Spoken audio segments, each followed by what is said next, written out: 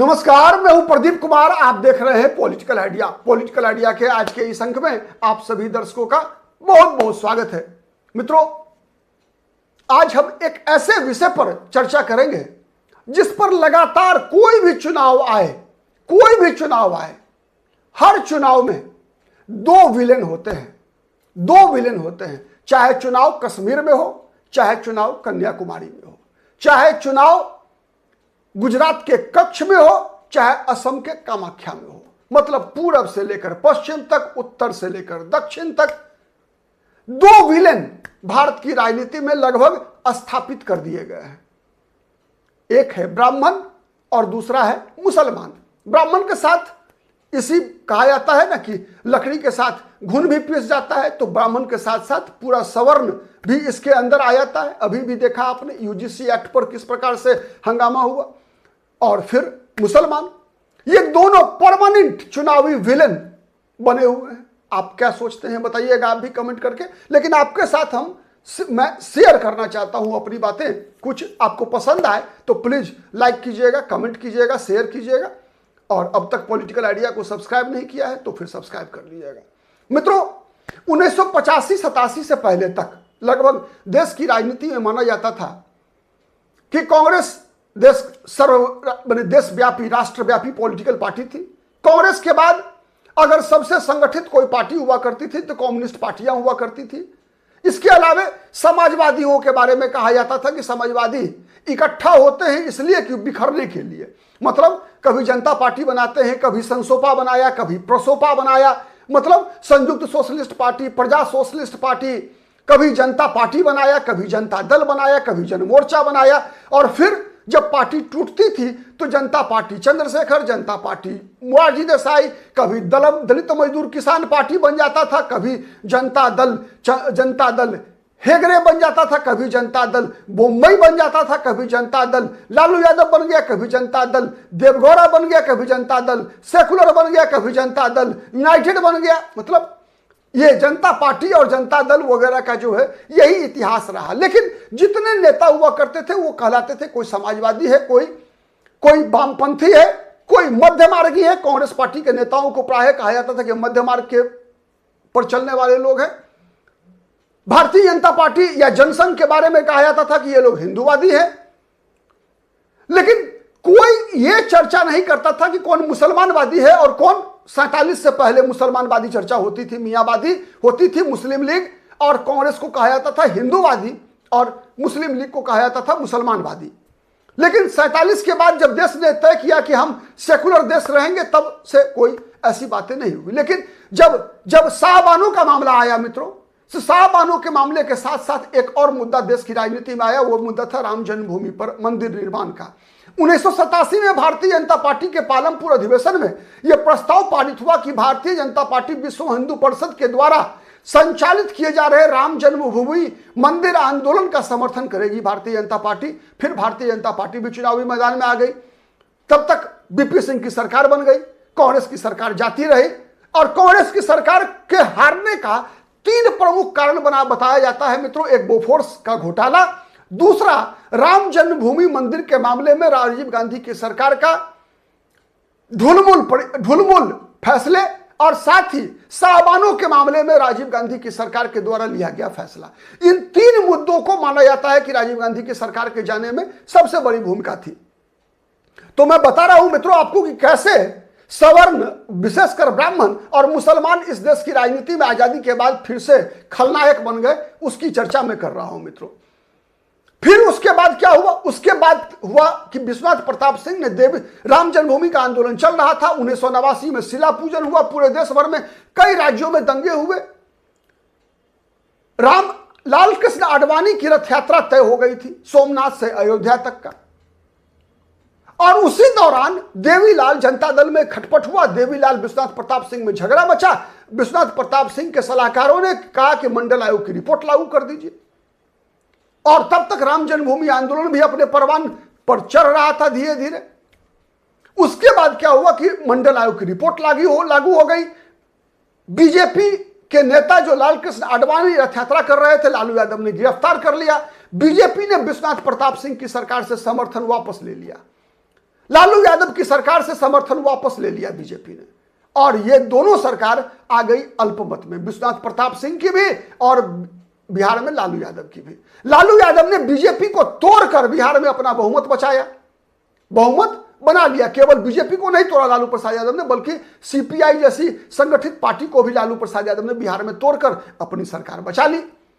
दिल्ली में भी बीपी सिंह के बदले चंद्रशेखर आ गए, फिर उसके बाद आम चुनाव हो गया, पीवी नरसिम्हा राव, राजीव गांधी की फिर हत्या हुई, पीवी नरसिम्हा राव प्रधानमंत्री बने, कांग्रेस के 242 सांसद के सहारे, 234 सांसदों के सहारे, 234 सांसदों के सहारे पीवी नरसिम्हा राव सांसद बने, अल्पमत की सरकार बनी, झारखंड मुक्ति मोर्चा घूस कांड जैसे कांड हुए,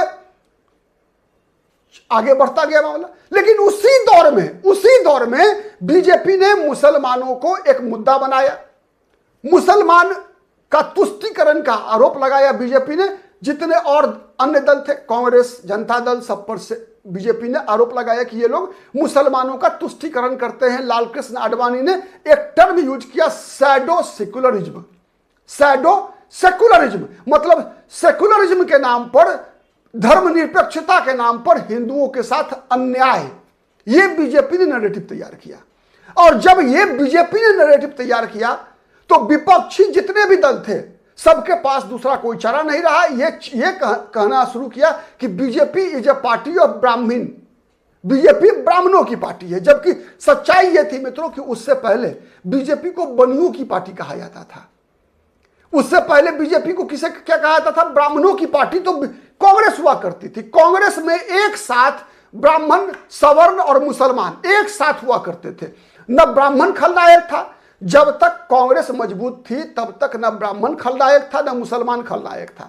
लेकिन जब बीजेपी ने सेकुलरिज्म, तुष्टीकरण का मुद्दा उठाया, बीजेपी ने जब धर्मनिरपेक्षता के नाम पर हिंदुओं के साथ अन्याय का मुद्दा उठाया, तो इसी के प्रतिक्रिया में भारतीय जनता पार्टी पर, हिंदूवादी पार्टी पर ब्राह्मणवादी होने का टेप चिपका दिया गया।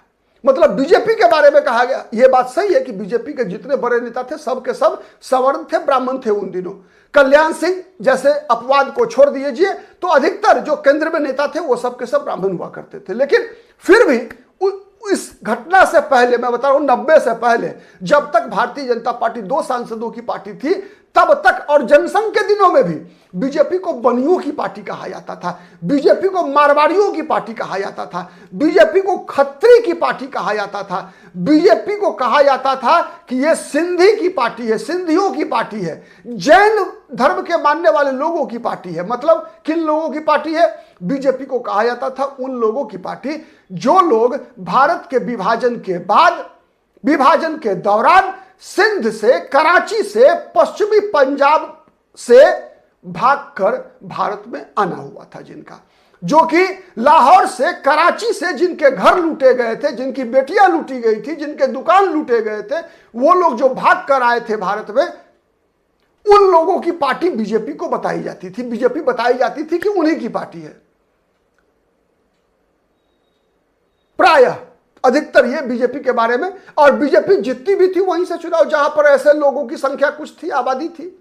बीजेपी का प्रभाव था राजस्थान में, बीजेपी का प्रभाव था मध्य प्रदेश में, बीजेपी का प्रभाव था दिल्ली में, बीजेपी का प्रभाव था जम्मू में। तो उसके पीछे कारण वही था, विभाजन के दौरान का उत्पीड़न, और वहां से भागकर आए हुए लोगों ने ही बीजेपी को सबसे पहले अपनाया था। तो यह स्थिति थी।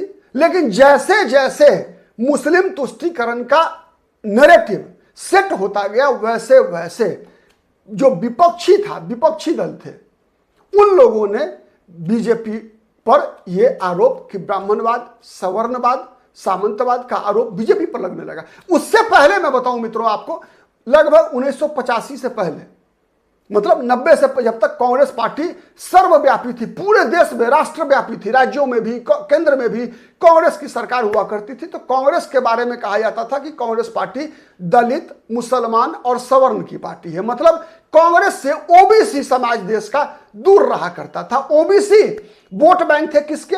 ओबीसी वोटर हुआ करते थे ये समाजवादी पार्टियों के, चाहे वो संसोपा हो राम मनोहर लोहिया की, आचार्य नरेंद्र देव की, जयप्रकाश नारायण, ऐसे जितने भी नेता थे, चौधरी चरण सिंह जब कांग्रेस छोड़कर आए तो उनको अपनाया लोगों ने। ठीक है, बिहार में कर्पूरी ठाकुर वैसे लोगों के नेता थे जो पिछड़े वर्ग के थे, ओबीसी में थे। तब तक ओबीसी और ईबीसी में बंटवारा शुरुआत में नहीं हुआ था, पिछड़ा वर्ग और अति पिछड़ा वर्ग में नहीं हुआ था। मतलब मध्य दर्जा जिसे हम कहते हैं ना, मध्यम जातियां, उन जातियों का प्रतिनिधित्व देश के अंदर विपक्ष किया करता था और उस विपक्ष से प्रायः बीजेपी का गठबंधन रहा। पहला बार राम मनोहर लोहिया जब 1967 में कई राज्यों में गैर कांग्रेसी सरकार बनी तो उस सरकार में समाजवादियों के साथ जनसंघ भी उस सरकार का हिस्सा थी। चाहे बिहार में सरकार बने हो, चाहे उत्तर प्रदेश में बना हो, हर जगह। तो पिछड़े वर्ग ओबीसी बीजेपी के साथ वोट दिया करते थे। बीजेपी से ब्राह्मणों का कोई लगाव ही नहीं था, कोई संपर्क ही नहीं था। नेता केवल बीजेपी में चाहे वाजपेयी हो, चाहे मुरली मनोहर जोशी हो, ऐसे नेता, बलराज मधोक जैसे नेता हुआ करते थे केवल। लेकिन ब्राह्मणों का 5% वोट भी बीजेपी को नहीं मिला करता था, यह सच्चाई है। आप इतिहास पलट के देखिए, आपको आंकड़े मिल जाएंगे। लेकिन जैसे जैसे भारतीय जनता पार्टी ने सेक्युलरिज्म, सीडो सेक्युलरिज्म, मुस्लिम तुष्टीकरण का आरोप लगाना शुरू किया कांग्रेस पार्टी पर, कम्युनिस्ट पार्टियों पर और ये जनता दल वाली पार्टियों पर, विशेषकर जब लालू यादव आडवाणी का रथ रोककर लालू यादव मुसलमानों के हीरो बन गए। उत्तर प्रदेश में मुलायम सिंह यादव ने कारसेवकों पर गोली चलाकर मुसलमानों के हीरो बन गए। तो लालू प्रसाद यादव, मुलायम सिंह यादव के द्वारा, और साथ में चूंकि इन लोगों के साथ कम्युनिस्ट पार्टियां भी थी, तो ये सब ने मिलकर एक नया नैरेटिव तैयार किया ब्राह्मणवाद का, सवर्णवाद का, मनुवाद का। किसी ने मनु स्मृति पढ़ा हो, नहीं पढ़ा हो, ब्राह्मणवाद था क्या पता नहीं किसी को, लेकिन ये नैरेटिव एक तैयार हो गया और इसी नैरेटिव पर लगातार देश में चुनाव लड़े जा रहे हैं। कब तक लड़ा जाएगा कहना मुश्किल है, लेकिन वर्तमान स्थिति यही है कि कश्मीर से लेकर कन्याकुमारी तक आज भी देख लीजिए आप, आज भी चाहे असम हो, चाहे वो पश्चिम बंगाल हो, चाहे वो केरल हो, चाहे वो तमिलनाडु हो, सभी राज्यों में मुसलमान एक तरफ खलनायक की तरफ बीजेपी दिखाती है, दूसरी तरफ जो गैर भाजपाई दल है उनके लिए सवर्ण और उसमें विशेषकर ब्राह्मण। कहीं भी चले जाइए आप, जवाहरलाल नेहरू विश्वविद्यालय जाइए, जादवपुर यूनिवर्सिटी जाइए, जहां कहीं भी एंटी बीजेपी गढ़ माना जाता है, जहां भारतीय जनता पार्टी के विरोध के लोग ताकतवर हैं, वहां पर सीधा ब्राह्मणों को खलनायक के रूप में प्रस्तुत किया जाएगा। और जहां जहां भारतीय जनता पार्टी मजबूत है तो मुसलमानों के मुद्दे ढूंढे जाते हैं। ये सच है। अब असली सच क्या है, आप दर्शकों पे मैं छोड़ता हूं, कमेंट करके बताइए कि असली सच क्या है, आपको क्या लगता है। मुझे तो जो समझ में आया उसका एक हिस्सा, क्योंकि एक वीडियो में सब कुछ को शामिल करना मुश्किल है, आप दर्शकों का आग्रह रहता है कि थोड़ा छोटा वीडियो बनाइए, 10 मिनट से 15 मिनट तक का वीडियो बनाइए, इसीलिए मैं अपने आप को कोशिश करता हूं कि मैक्सिमम 15, 20, 25 मिनट का वीडियो बनाऊं। तो ऐसे मुद्दों पर तो कम से कम 2 घंटे का वीडियो बन सकता है 15 मिनट के वीडियो में। लेकिन फिर लगता है कि नहीं, टुकड़ों में अगर वीडियो बनाया जाए तो आपका भी मन लगा रहेगा, आपके पास भी जो मैसेज है वो मैसेज स्पष्ट रूप से पहुंच पाएगा और आप भी बंधे हुए रहेंगे, जुड़े हुए रहेंगे। ठीक है, लेकिन यह सच्चाई है कि आज देश की राजनीति में 2 खलनायक हैं। ठीक है, अब किसकी क्या भूमिका रही है इस देश को बनाने में, किस देश को बिगाड़ने में, आज के लिए आज मैं उसकी व्याख्या नहीं करता, आप दर्शकों पर छोड़ता हूं, कमेंट करके बताइएगा। वीडियो पसंद आए तो जरूर लाइक कीजिए, शेयर कीजिए, जिससे कि अधिक से अधिक लोगों तक पहुंचे। और अब तक यदि पॉलिटिकल आइडिया को सब्सक्राइब नहीं किया है तो सब्सक्राइब जरूर कीजिए और जुड़े रहिए। नोटिफिकेशन का जो बेल है उसको अगर दबा देंगे तो आपके पास नोटिफिकेशन भी पहुंचेगा, जब भी वीडियो अपलोड होता है आपके पास तुरंत सूचना जाएगी। आज के लिए इतना ही, फिर मुलाकात होगी किसी अन्य मुद्दे पर, तब तक के लिए नमस्कार।